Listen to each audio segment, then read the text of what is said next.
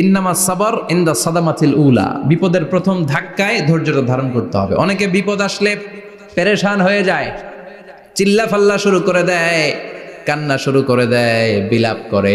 বেশিরভাগ মহিলারা এটা করে, ঠিক কিনা?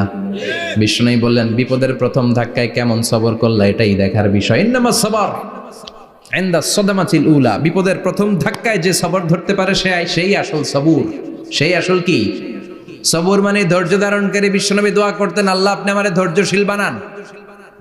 আল্লাহুম্মা জাআলনি সাবুরা ওয়াজআলনি শাকুরা, আপনি আমারে ধৈর্যশীল বানান, আপনি আমারে শুকরগুজার বানান। ওয়াজআল ফি আইনি সাগীরা ওয়া ফি আয়ুনিন নাসি কাবীরা, আমার চোখে আপনি আমারে ছোট বানান, মানুষের চোখে আমারে আপনি বড় বানান। পড়ে না আমিন? আরো জোরে পড়ে না আমিন? চারটা ওয়াজ কাল থাকবে তো। আলামিন ভাইয়ের প্রথমে কি করতে হবে? ঈমান। ঈমানের পরে সৎকর্ম, তারপরে হক আর সাবর, এগুলো মেনে চলতে হবে। রাজি আছেন তো? আরো জোরে পড়েন ইনশাআল্লাহ।